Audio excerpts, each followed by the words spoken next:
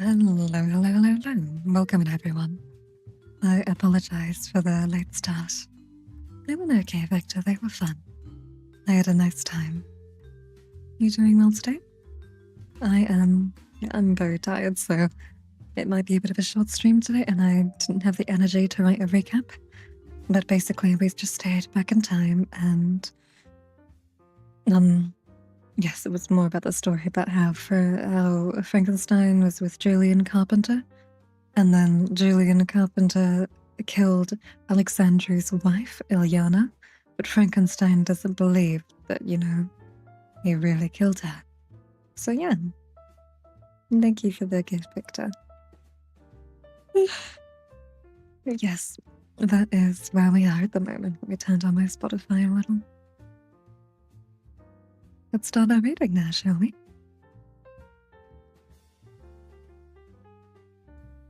Why is it doing that? There we go. Hi, Panther. Welcome in. You doing well? Where was I? I've already read this before. Here we go. And hi, Shala. Welcome in. How you doing? And Panther, stay away from the doom scrolling. Get some rest or do something productive. But yes, let's start. Oh, and I hope you can get as many ants and start an ant kingdom. Elf. He looked sadly at Jamie and took a deep breath. I never found anything that would exonerate him. We buried John and George, and we waited for Alexander to make his next move. But it never came, and as time passed, I eventually had to accept what everyone else had come to realize, that John had done what they said he had done, and I was just going to have to live with it. No matter how much it hurt my heart to do so. Frankenstein sat patiently, watching Jamie. But Jamie wasn't thinking about his father. He was thinking about his mother and the awful way he had treated her after his dad had died, the terrible things he had said. Hot shame was flooding through him, and he would have given anything to be able to tell her how sorry he was, to tell her he was wrong, and ask her to forgive him. And hi, Remy. You're sweetie, I don't know who that is, I'm sorry. But yes, I am Solace. And Alice says, I'm still... Oh, I hope you enjoy watching that. Have a nice time. I was so angry with him for leaving, he said eventually. My mother always told me I was being unfair, but I wasn't. He betrayed everyone. Your father was a good man who did an awful thing, said Frankenstein. He made a terrible mistake, and he paid for it with his life. And 8 other people's lives, said Jamie, his voice suddenly fierce. What did the people on the plane do to deserve what happened to them? Not be nice enough to anyone whose surname was Carpenter? How pathetic is that? Frankenstein said nothing. I'm ashamed to be his son, spat Jamie. No wonder everyone in this place looks at me like they do. I would hate me too. I'm glad he's dead. Don't say that, said Frankenstein. He was still your father. He raised you, and he loved you, and you loved him back. I know you did. Wait, why did my Spotify turn off? So hi, Iris, you're new. Right now we are reading Department 19. It takes me about a month to read each book. And welcome, and I hope you enjoy. We just do reading streams and sometimes gaming ones. If you want a recap of what's happened previously in the book, you go on my profile, go to the card link, and then my Discord server will be there. If you would like to join and see recaps of what happened previously in all the books, yeah, hi Timothy, welcome in. I hope you're both doing well today. Jamie leapt to his feet and kicked his fallen chair across the room. It skidded across the tiled floor and slammed into the wall.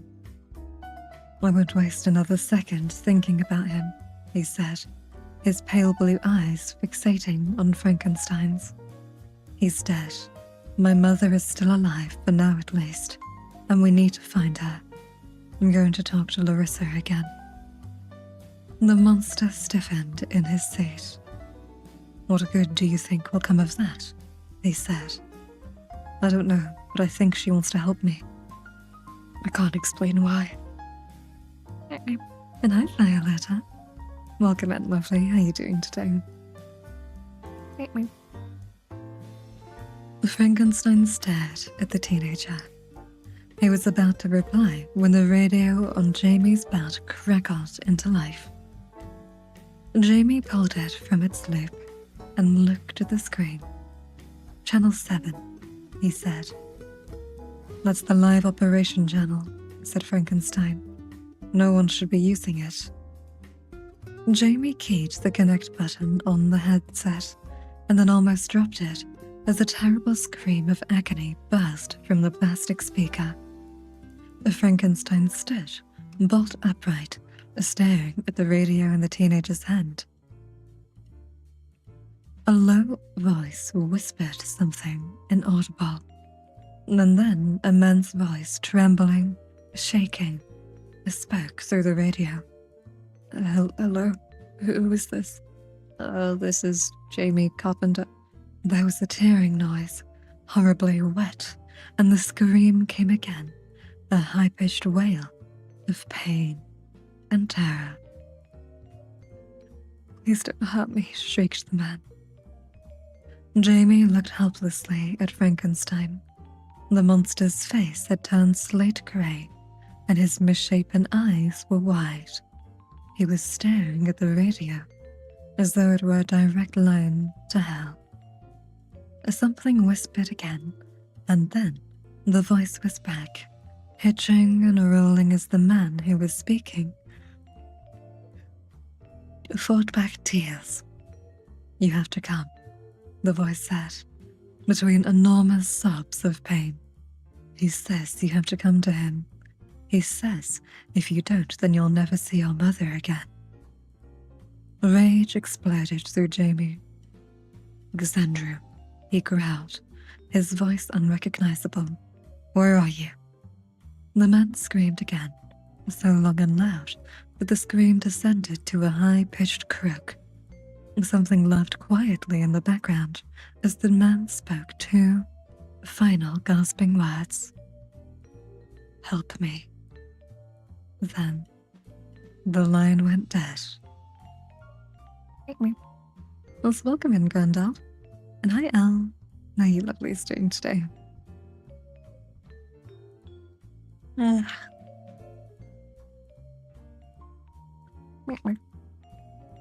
Jamie stared at the radio for a long moment, then dropped it on the table. A look of utter revulsion on his face.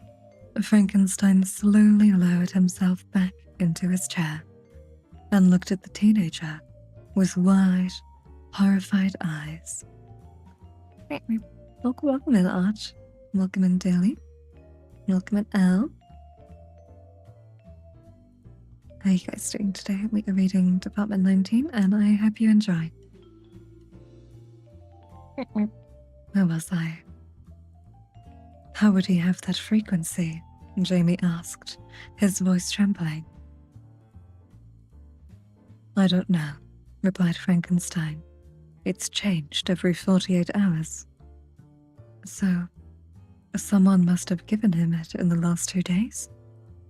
Frankenstein's eyes widened as the realization of Jamie's point sank into him. He pulled his own radio from his belt, twisted the channel selector switch, and then spoke into the receiver. Thomas Tamaris level 0, room 24B, immediately, he said. And then Jamie gasped as the monster's voice boomed out of the speakers that stood in the high corners of every room in the base. You'll wake the entire department, he protested. What are you doing? Getting some answers, replied Frankenstein. And that is the end of that section. So welcome in, Inja. Welcome in, Dante, and I hope you can get some rest soon, Dilly. I'd very much appreciate it if you did not call me that, and it makes me very uncomfortable.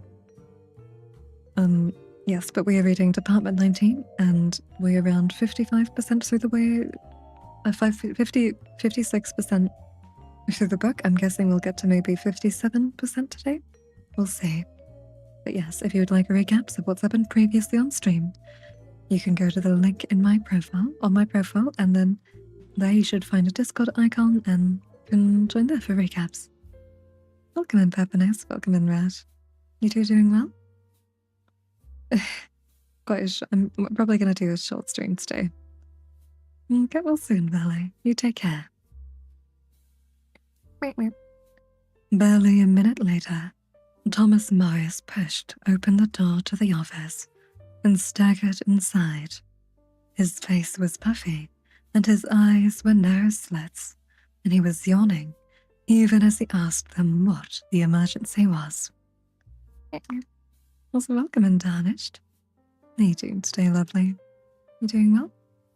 We are reading Department 19, and I hope you enjoy.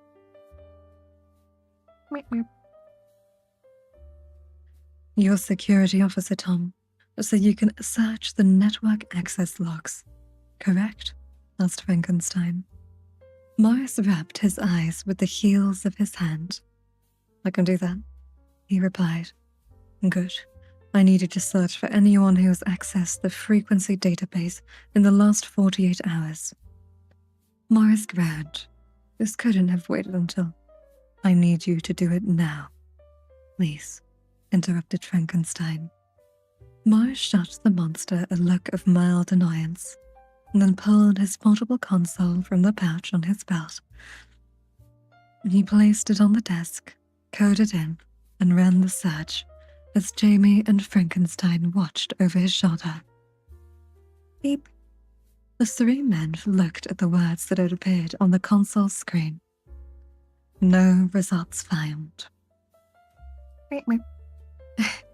Also, no worries, Red. You have a lovely one. Take care. A nice spoon. Welcome in. You doing well? And hi, Nonsense. Welcome in. How's it going? We are reading Department 19 by Will Hill.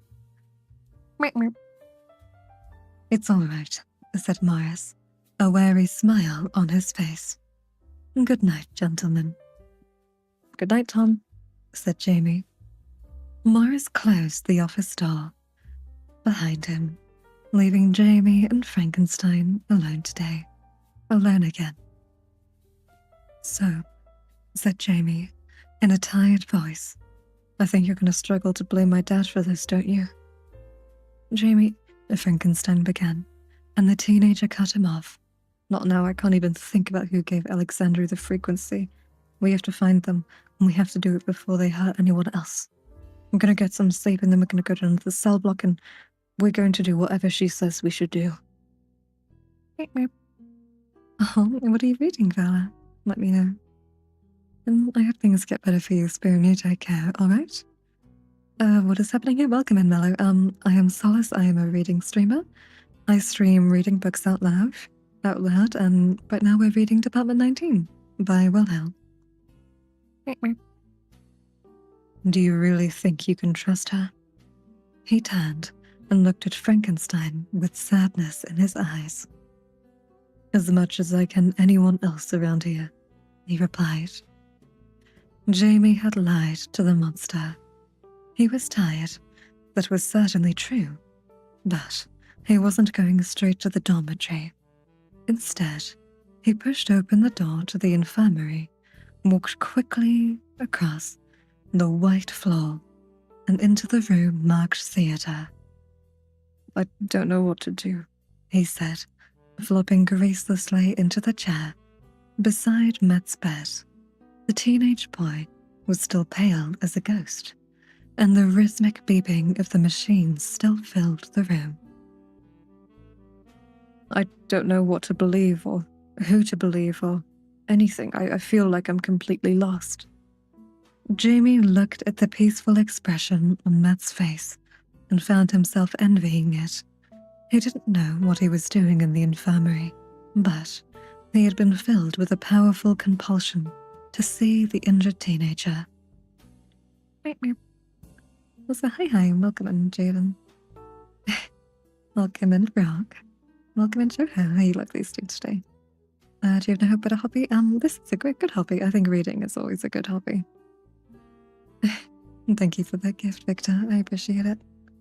What is going on? We are reading Department 19 by Will Hill. What's good? I'm doing alright, thank you, Zara. And thank you, Grim. I appreciate it. Yes, how are you all doing? You all doing well? And thank you, Spoon. That means a lot to me. Made me smile, that. And yes, Yoshi, I remember you. Where was I?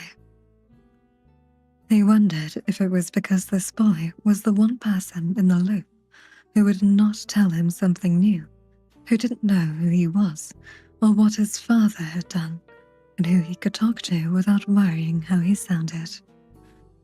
Frankenstein was my dad's closest friend, and even he thinks he betrayed the department. And if he thinks it's true, then it probably is.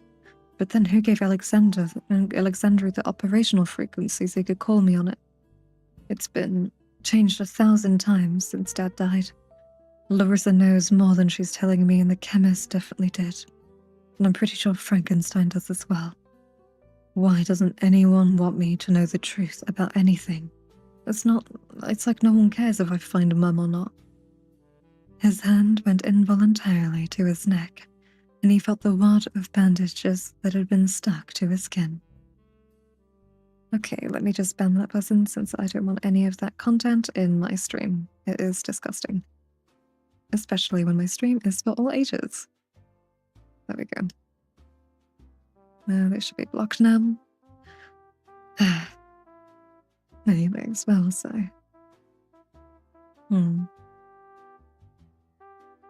Hi, Shem, welcome in. You doing well today? Hey, I'm still reading. We're reading Department 19. Wait. I got hurt today. Not as badly as you know, but I got burned.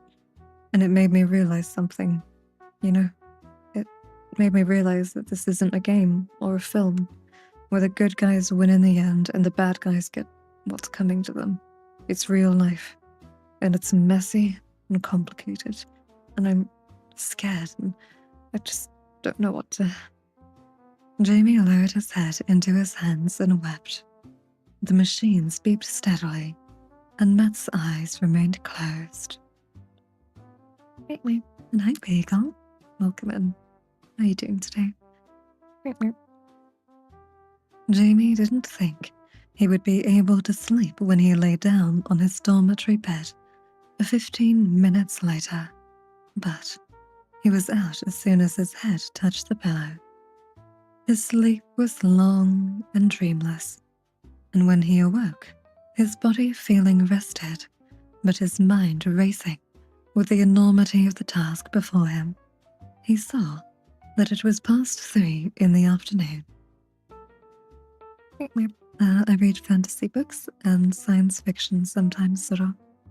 I'm not really a fan of non-fiction, and the next book will be reading is a horror dystopian future, but it's realistic. It's realistic, like it could happen. It's just a scary concept.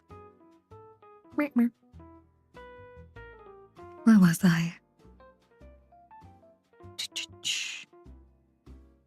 Did you talk to the monster? Larissa asked Jamie. I did. And? I wish I hadn't, but I'm glad I did. She smiled at him, and Jamie's heart leapt in his chest.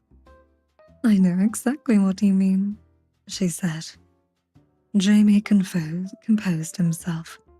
I want to take you up on your offer, he said. I don't have permission to take you off the base, but I'll do it if you can take me to the person you think can help me. Larissa untangled her fingers and pushed herself up on her elbows. I can see now. Also, welcome in, Diego. How are you doing today? Oh, I'm excellent. I'm meaning to get into reading. Well, I'm glad. I'm glad that you've been able to read. It's always good to read. And this book is Department 19 by Will Hill. And it's about vampires, and I'm doing alright, quite sleepy though. Well, Spoon, you got a lot saved up. Anyways, let's continue, shall we? Meep, meep. What brought on the change of heart? I've got no choice, he said. I don't know what else to do. I get why Alexandra wants to hurt me now. I know about what my father did. You were right. It all started with him. She looked at him with kindness on her face. I bet that hurt to say, she said. A little bit, yeah. Larissa flipped up off the bed, soared slowly through the air, and landed silently in front of him, a look of excitement on her face. Let's do it, she said eagerly, but you'll need to wear an explosive belt. You can't leave my sight. Oh, why would I want to? She purred. I'm serious. So am I. You take us to this person who can help. We get the information from them, and then you come back here, quietly and peacefully. Of course. Let's go. Larissa was hopping gently from one foot to the other, such was her excitement at the prospect of being allowed to leave her cell, to stand under the open sky again, to feel the night air in her hair. Also, I think I'll be trying to stream for quite a bit longer, so I probably won't be resting for a bit. I'll be streaming for maybe 15 more minutes. And thank you so much for the water and stretch. Let me do that now. And I play games sometimes, L7. How about you? Do you do any content? No, not just yet, said Jamie and smiled at her. She stopped still and looked at him. I don't like that smile, she thought. I don't like it at all. Why? She asked cautiously. You're gonna tell me something first. You're gonna tell me the truth. And that is the end of that section. Oh, you didn't understand? I play games on the stream, but aside from that, I stick with reading. A nice way. Hi, Jan. I'm doing well today, thank you. How are you both doing? We're now on chapter 28. Chapter 28. All the fun of the fair. Reading. England. 24th of July, 2004.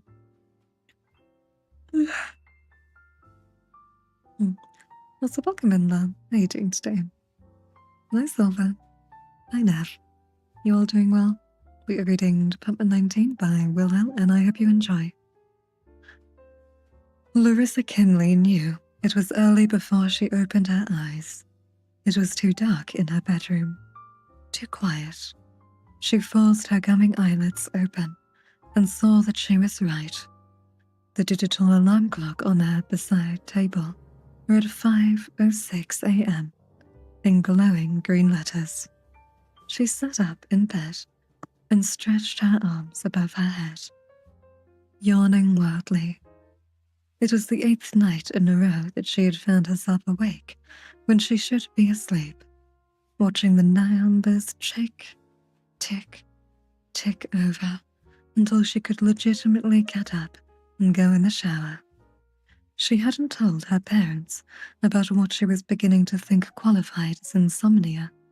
She knew that they would not half-heartedly sympathize and then go back to whatever they were doing.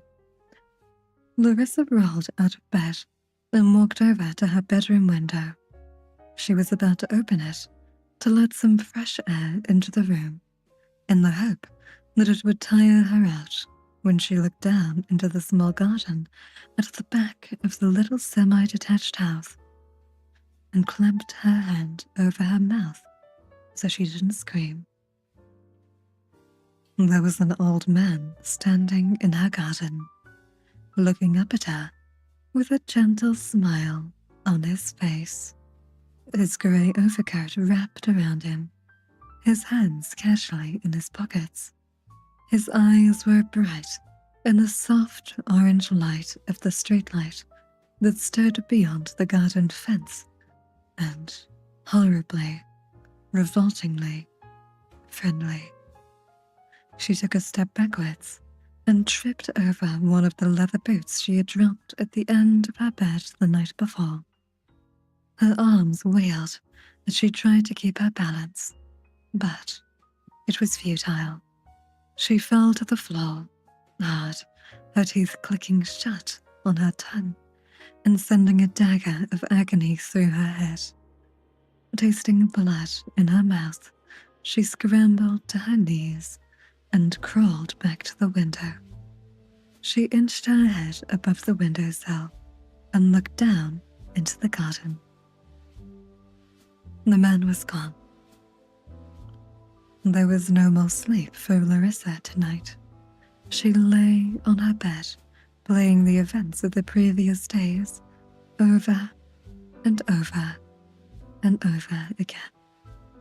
In her head, waiting, looking for a way to put the pieces together. She was still trying when she heard her brother's bedroom door thump open, and she got up and raced across the landing, shoving him out of the way, then closing the bathroom door behind her. Liam hammered half-heartedly on the door, but they both knew how this game went, and he quickly gave up and went to Meg's room and went back to his room. Was that hi, Agent? Welcome in. Hope you're doing well today. I'm really sorry, but I probably won't be on later. I am very tired today. I'll probably stream for maybe 10 more minutes maximum, or just get to the end of this chapter. But yes, have a lovely shower.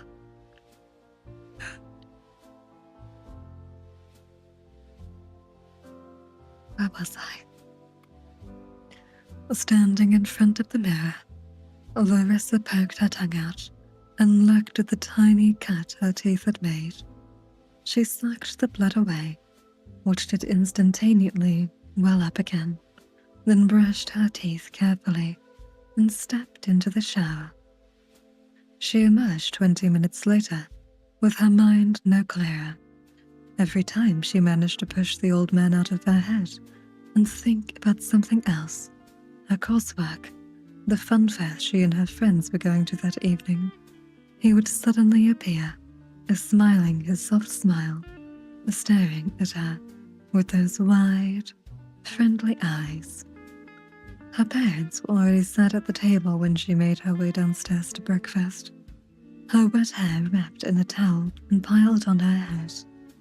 Her dad was readying the business section of the Times and slowly demolishing half a grapefruit, while her mother nibbled unconvincingly at a piece of toast and stared into thin air. Neither of them said anything.